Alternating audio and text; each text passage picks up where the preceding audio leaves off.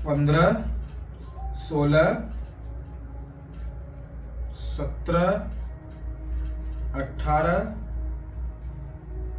19।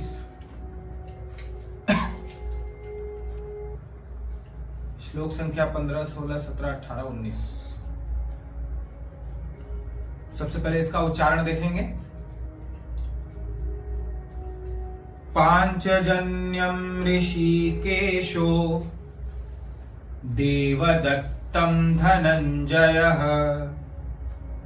पौंड्रं दधमौ महाशंखं भीमकर्मावृकोदरः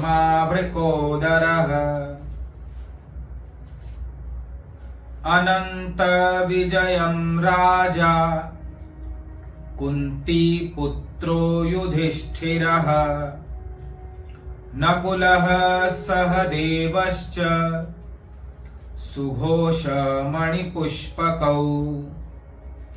काश्यश्च परमेश्वासः शिखण्डी च महारथः धृष्टद्युम्नो विराटश्च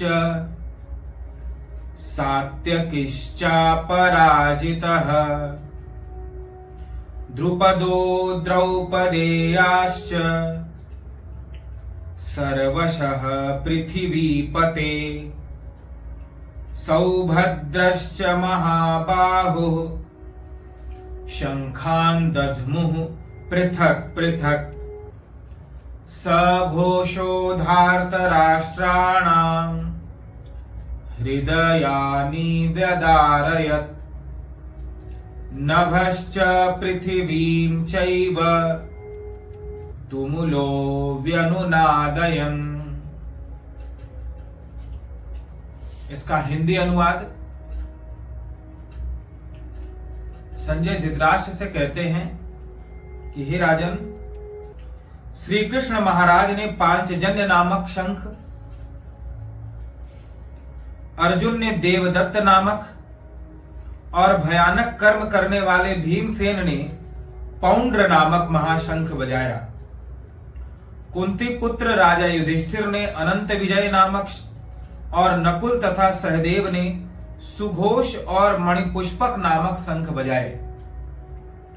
श्रेष्ठ धनुष वाले काशीराज और महारथी शिखंडी एवं धृष्टद्युम्न तथा राजा विराट और अजेय सात्यकी, राजा द्रुपद एवं द्रौपदी के पांचों पुत्र और बड़ी भुजा वाले सुभद्रा पुत्र अभिमन्यु, इन सभी ने हे राजन सब ओर से अलग अलग शंख बजाए और उन भयानक शब्द ने आकाश और पृथ्वी को भी गुंजाते हुए धार्त राष्ट्रों के अर्थात आपके पक्ष वालों के हृदय को विदीर्ण कर दिया।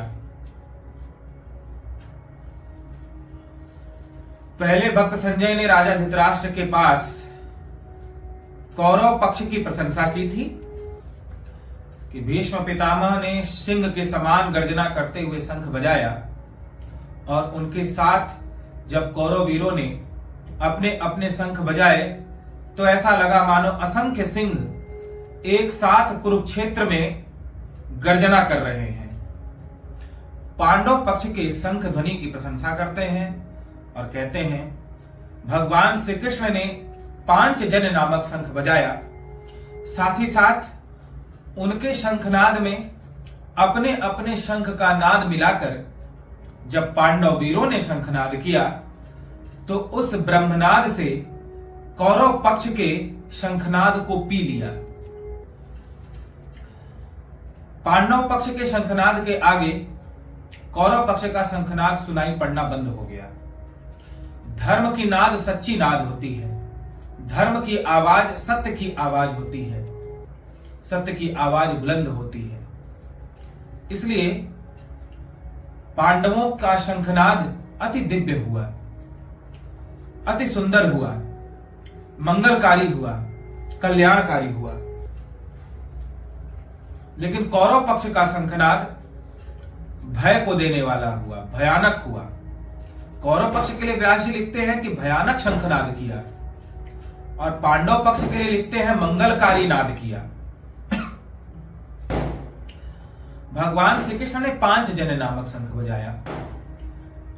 श्री कृष्ण जिस शंख को धारण करते हैं उस शंख का नाम है पांचजन्य शंख। पांचजन्य नामक राक्षस को मारकर भगवान श्री कृष्ण ने पांचजन्य शंख को प्राप्त किया। यह बात उस समय की है जब भगवान श्री कृष्ण उज्जैनी नगरी में संदीपनी ऋषि के आश्रम पर विद्याध्ययन करते थे।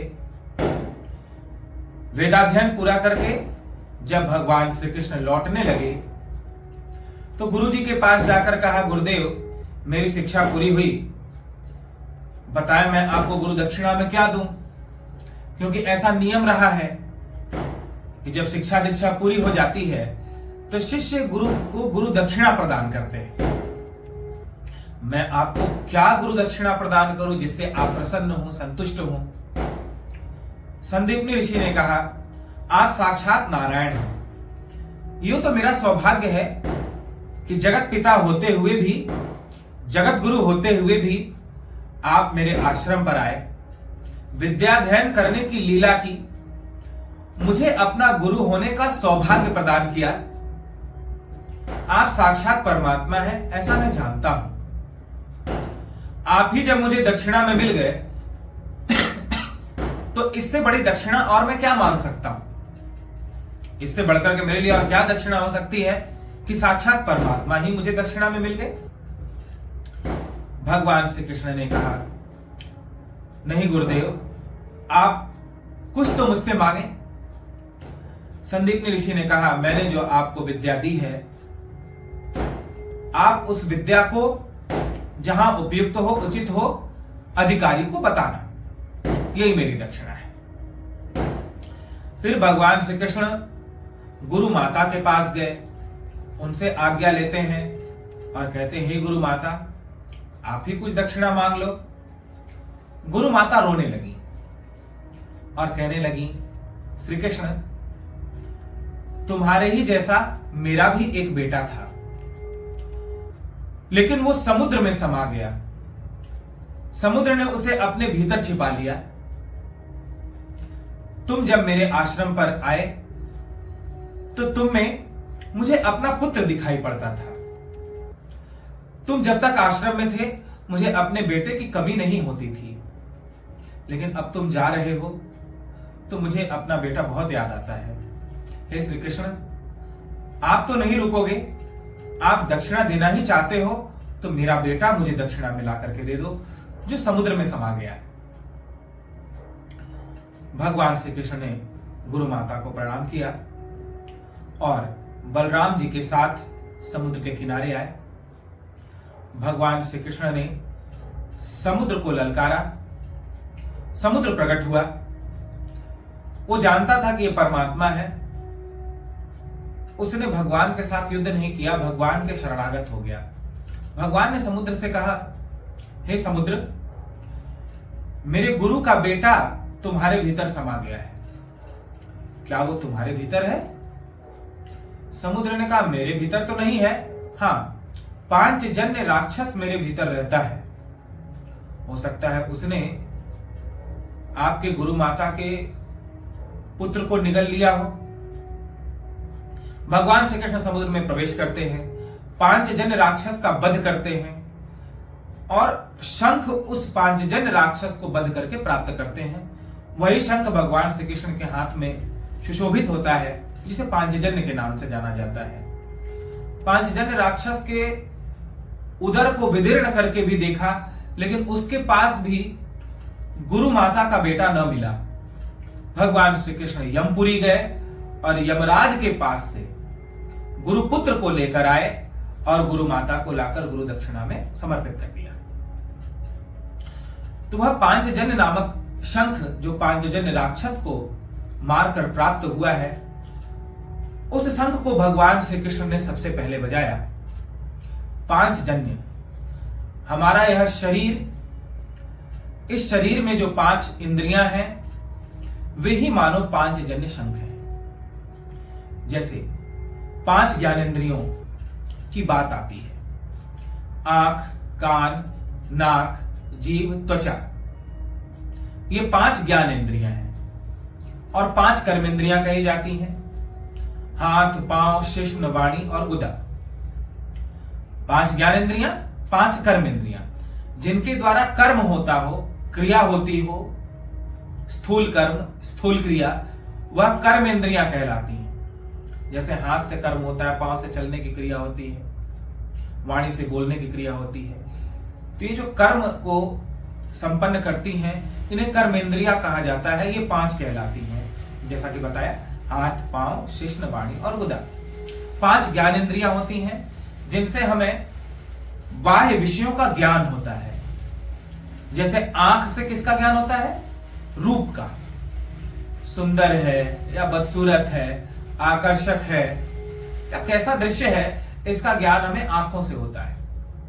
आंख का विषय है रूप,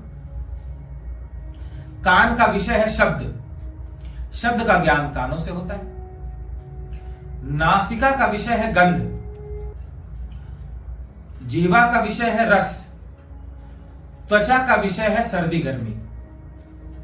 यदि किसी के शरीर में सफेद दाग हो जाए, चमड़ी गलने लग जाए, परत निकल जाए, तो उसे सर्दी गर्मी का पता नहीं चलेगा। यानी चमड़ी से ही सर्दी और गर्मी का ज्ञान होता है। तो 5 ज्ञान इंद्रियां हैं। इन 5 ज्ञान इंद्रियों से 5 विषयों का ज्ञान होता है। आंख, कान, नाक, जीभ, त्वचा, तो शब्द, स्पर्श, रूप, रस, गंध, इन 5 विषयों का हमें ज्ञान होता है। तो ये 5 इंद्रियों से बना हुआ शरीर ही पांचजन्य नामक शंख है, ऐसा हमें समझना चाहिए। भगवान श्री कृष्ण पांचजन्य शंख को अपने हाथों में धारण करते हैं। हम सबके जीवन को, हम सबके शरीर को भगवान अपने हाथों में तब धारण करते हैं जबकि हम इन 5 इंद्रियों से भगवत विषय ग्रहण करते हैं। जैसे जब हम इन आंखों से सर्वत्र कृष्ण का दर्शन करते हैं, सर्वम विष्णुमयम जगत, यह संपूर्ण जगत विष्णुमय है। वासुदेव सर्वम, सर्वत्र सब में वासुदेव विद्यमान है। जो सब में एक ही परमात्मा का, एक ही श्री कृष्ण का, एक ही वासुदेव का इन आंखों से दर्शन करता है। दूसरा, इन कानों से जो चुगली, निंदा, बुराई या व्यर्थ जो समय नष्ट करने वाली बातें हों, उनको नहीं सुनता, उसमें रुचि नहीं लेता, बल्कि सत्संग, हरि चर्चा, भगवत विषय, धर्म की चर्चा, सत्य की चर्चा ही इन कानों से सुनता है। जहां अधर्म की चर्चा हो रही हो, पाप की चर्चा हो रही हो, जहां निंदा चुगली हो रही हो, वहां से युक्ति से हट जाता है, उसमें रस नहीं लेता। निंदा सुनने वाले को निंदा करने वाले से ज्यादा पाप लगता है। जो किसी की निंदा सुनता है उसको निंदा करने वाले से ज्यादा पाप लगता है, क्योंकि निंदा सुन करके वो सामने वाले को निंदा करने के लिए उकसाता है। यदि निंदा सुनने वाला निंदा सुनने में रस न ले तो निंदा कोई कर ही नहीं सकता। वो निंदा सुनने में रस लेता है, इसलिए सामने वाला निंदा करने में रस लेता है। इसलिए निंदा सुनने वाले को निंदा करने वाले से ज्यादा पाप लगता है। इन कानों से जो निंदा नहीं सुनता, कहीं निंदा हो रही हो तो वहां प्रेम से, अपनी युक्ति से किनारे हो जाता है, या कह देता है कि भाई देखो, जो जैसा है उसे भगवान ने बनाया है, उसका कर्म जाने और भगवान जाने। हमें तो अपना संस्कार सुधारना है, हमें तो अपने जीवन को पवित्र बनाना है। बुराई तो मेरे भीतर भी है, फिर हमें किसी की निंदा करने का क्या अधिकार है। ऋषिकेश में परम पूज्य श्री मस्तराम बाबा हुआ करते थे। आज भी उनकी समाधि और दिव्य आश्रम है। वे कहा करते थे, जिसमें स्वयं दोष भरा हुआ है वह दूसरे की निंदा कैसे कर सकता है। दूसरे का दोष बताने का अधिकार उसी का है, दूसरे की निंदा करने का अधिकार उसी का है जो स्वयं निर्दोष है। जिसके भीतर कोई बुराई नहीं है, जिसके भीतर कोई कमी नहीं है, वो दूसरे की निंदा करे तो बात समझ आती है। लेकिन जो स्वयं बुराइयों से भरा हुआ है, स्वयं अनेक प्रकार के दोषों से भरा हुआ है, वह दूसरे की निंदा कैसे करता है, वह दूसरे की बुराई कैसे करता है। उसमें बुराई ना हो फिर दूसरे की बुराई करे तो बात समझ आती है। उसमें क्रोध ना हो फिर किसी के क्रोध की बुराई करे कि वो बड़ा क्रोधी है, तो बात समझ में आती है। किसी के भीतर लोभ लालच न हो और फिर वो दूसरे के लिए कहे कि ये तो बड़ा लोभी है, तो बात समझ आती है। किसी के भीतर अहंकार न हो और फिर वो दूसरे को कहे कि ये बड़ा अहंकारी है, बड़ा अकड़ में रहता है, तो बात समझ में आती है। लेकिन जिसके भीतर स्वयं लोभ लालच कूट कूट करके भरा हुआ हो और वो दूसरे को लालची बताकर निंदा करता फिरे, तो ये कैसी बात है? जिसके भीतर स्वयं अहंकार हो और वो दूसरे को अहंकारी बताता फिरे, तो ये कहां की बात है? ये क्या उसे शोभा देता है? ये क्या उसके लिए कहना उचित है? वे कहा करते थे, जो स्वयं निर्दोष है वही दूसरे का दोष बताने का अधिकार रखता है। स्वयं दोषों से भरा हुआ कभी दूसरे का दोष नहीं बता सकता। तो विचार करना चाहिए कि हम इन कानों से किसी की बुराई क्यों सुनते हैं। हमें प्रेम पूर्वक कहना चाहिए, भाई हमारे भीतर भी तो बुराई है, फिर हम किसी की बुराई क्यों करें या किसी की बुराई क्यों सुने, हम अपने जीवन को सुधारें। ऐसा कहकर के प्रेम पूर्वक सामने बुराई करने वाले को मना कर देना चाहिए, और यदि वो फिर भी न माने तो युक्ति से बहाना बना करके वहां से हट जाना चाहिए, ताकि निंदा सुनने का पाप हमें न लगे। ऐसे ही नासिका से भगवान के चरणों में चढ़ाए हुए गंध को ही ले, गंध को ही धारण करे, बहुत ज्यादा सेंट और सुगंध में न फंसे। जीवा से वही खाए जो भगवान को भोग लगाया जा सके। जो आप भगवान को भोग नहीं लगा सकते उसे स्वयं भी ग्रहण मत करो। भोजन जीविका के लिए होना चाहिए, भोजन ही जीवन हो जाए ऐसा नहीं होना चाहिए। भोजन आहार उतना ही ले ताकि भूख भजन में बाधा न डाले, साधना में बाधा न डाले। इसलिए थोड़ा आहार ग्रहण करें, सात्विक आहार ग्रहण करें, पवित्र आहार ग्रहण करें। जीवा से रस को उसी प्रकार ग्रहण करें जैसे संत ग्रहण करते हैं आए हैं, जैसे भक्त ग्रहण करते आए हैं। पहले भगवान को समर्पित करते हैं संत और भक्त, उसके बाद प्रसाद समझ करके उसे ग्रहण करते हैं, स्वाद के लिए नहीं खाते। और त्वचा सर्दी और गर्मी में भी बहुत विचलित न हो, बल्कि सर्दी और गर्मी की मार को सहन करते हुए उसमें बिना विचलित हुए अपनी साधना करते रहे। सर्दी और गर्मी के कारण से अपनी साधना भक्ति भजन न छोड़े। जैसे बहुत गर्मी पड़ने लगती है तो कितने लगता है इतनी गर्मी पड़ रही है, क्या भजन करना, छोड़ो आज रहने दो। या बहुत सर्दी पड़ रही है तो भी अरे उठा नहीं जा रहा है, क्या भजन करना। ऐसा नहीं, सर्दी गर्मी या किसी भी मौसम के कारण से भजन का त्याग नहीं करना चाहिए। तो जो 5 विषय बताए गए, आंख कान नाक जीभ त्वचा के शब्द स्पर्श रूप रस और गंध, इस प्रकार से आंख से रूप को ही ग्रहण करना, भगवत रूप को, कान से भगवत चर्चा को ही सुनना, जीवा से भगवान को चढ़ाया हुआ प्रसाद ही ग्रहण करना, नासिका से भगवान के चरणों में निवेदित पुष्प की सुगंध लेना और त्वचा से सर्दी गर्मी को सहन करना। ये 5 विषय जब हम इस प्रकार से ग्रहण करते हैं, 5 इंद्रियों को जब हम संयमित रखते हैं, तब हमारे शरीर रूपी शंख को परमात्मा अपने हाथों में धारण करते हैं। आप चाहते हो कि हमारे इस शरीर रूपी शंख को भगवान अपने होठों पर रखकर बजाएं, भगवान अपने हाथों में धारण करें, तो आप अपने इन 5 इंद्रियों से भगवत विषय को ग्रहण करो, भगवत विषय ही स्वीकार करो। सांसारिक व्यर्थ के विषयों को, जो हमें परमात्मा से दूर करने वाले हैं, ऐसे विषयों को, पापमय विषयों को, अधर्म पूर्वक विषयों को कभी ग्रहण मत करो। तो भगवान श्री कृष्ण ने पांचजन्य नामक शंख बजाया। पांचजन्य का आध्यात्मिक अर्थ भी आप लोगों के सामने रखा गया। पांचजन्यम ऋषिकेशो, ऋषिकेश कहा गया इसमें भगवान को।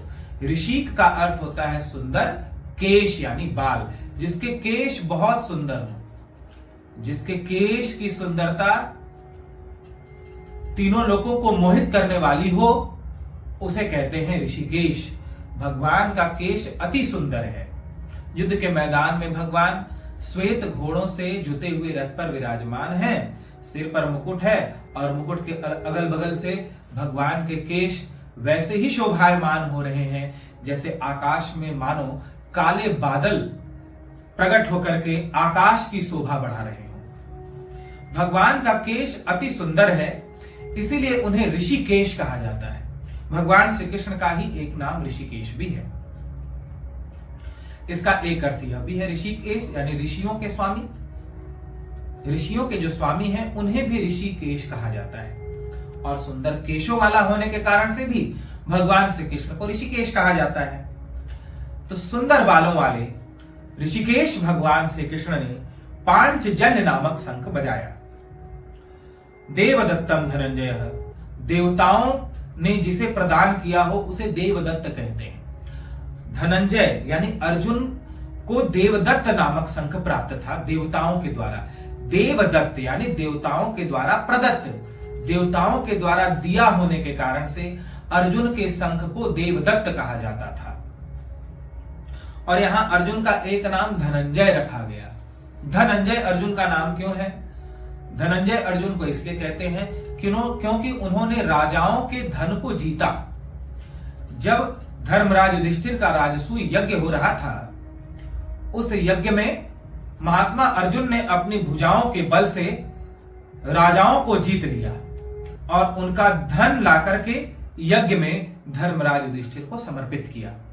तो अपने भुजाओं के बल से यज्ञ के लिए राजाओं के धन को जीत लेने के कारण से अर्जुन का नाम पड़ा धनंजय, धन को जीत लेने वाले, और उस जीते हुए धन को यज्ञ में लगाने वाले, सत्कर्म में लगाने वाले। धन को जीतने वाले ही नहीं, धन को जीतकर सत्कर्म में लगाने वाले, यज्ञ में लगाने वाले, समस्त मानव जाति के, राष्ट्र के, गौ के, ब्राह्मण के, संत के कल्याण में, उनकी सेवा में लगाने वाले होने के कारण से अर्जुन का नाम पड़ा धनंजय। जिसके मन में स्वयं धन का लोभ न हो, जिसने धन का संचय अपने लिए न किया हो, जो धन का संचय अपने स्वार्थ के लिए न करता हो, बल्कि जो भीतर का लालच त्याग करके धन के द्वारा समाज की, राष्ट्र की, भगवान की सेवा करता हो, उसे जगत कल्याण में लगाता हो, उसे कहते हैं धनंजय।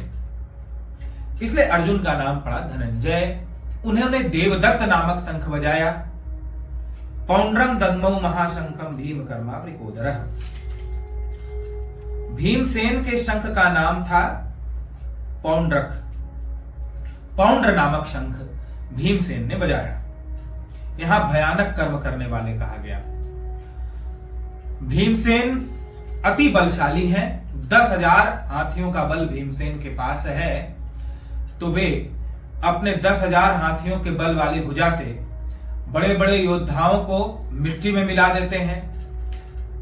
विशाल राक्षसों को भीमसेन मसल डालते हैं। इसलिए भयानक कर्म करने वाले कहा गया। वे मृत्यु की परवाह किए बिना अधर्मियों के लिए काल के समान है। मृत्यु की परवाह किए बिना वे किसी से भी लड़ जाते हैं और उसके प्राणों को हरण करके यमलोक में भेजने में बड़े कुशल हैं।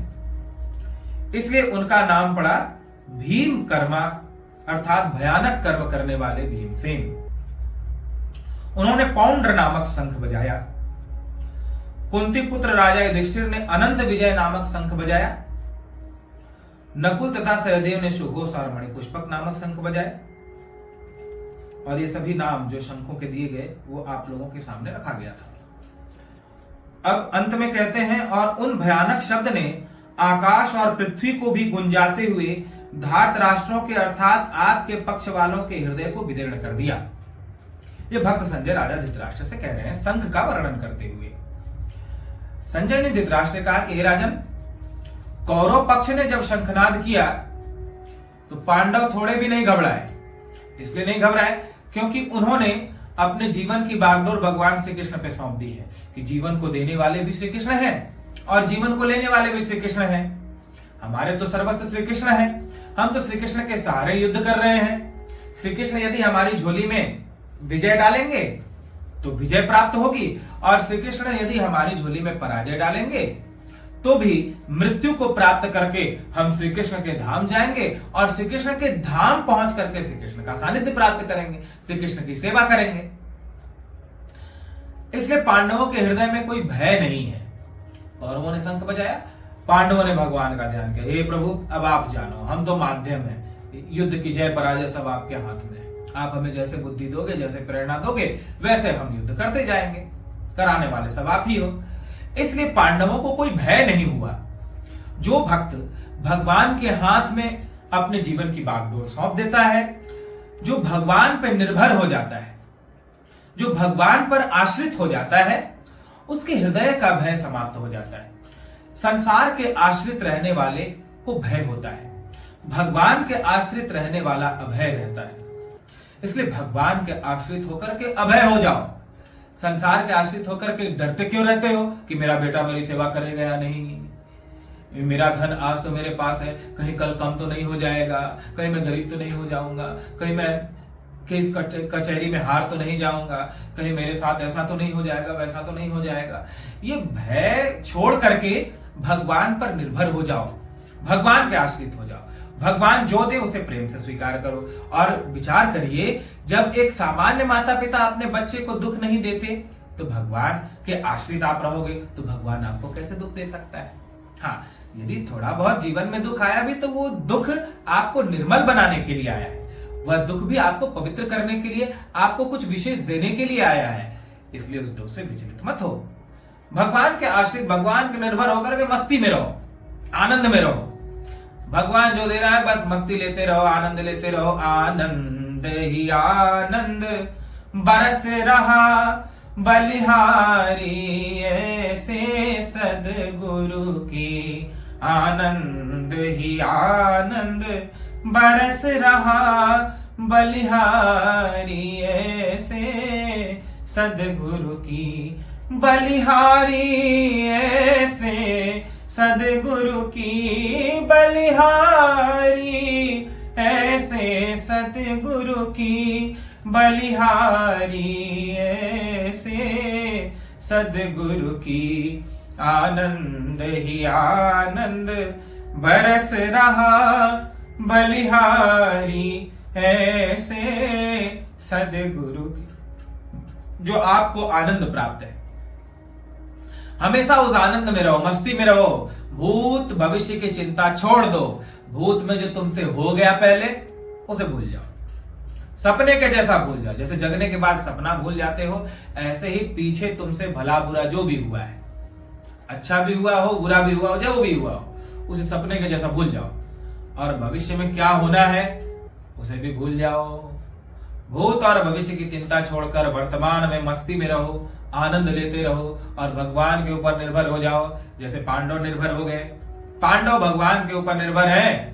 भगवान जय दिलाए चाहे पराजय दिलाए, इसलिए वे आनंद में हैं। उन्हें डर नहीं लगता। जब भीष्म पितामह ने सिंह के समान गर्जना करते हुए शंख बजाया तो, लेकिन जब भगवान श्री कृष्ण और पांडवों ने शंख बजाया तो भक्त संजय राजा धृतराष्ट्र से कहते हैं, राजन, उस शब्द ने आकाश और पृथ्वी को गुंजाते हुए धार्तराष्ट्रों के यानी आपके पक्ष वालों के हृदय को विदीर्ण कर दिया।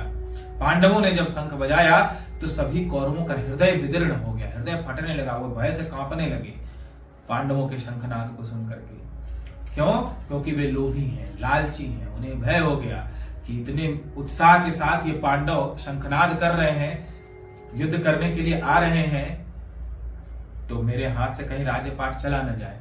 पापी व्यक्ति, दुराचारी व्यक्ति सदा डरता है।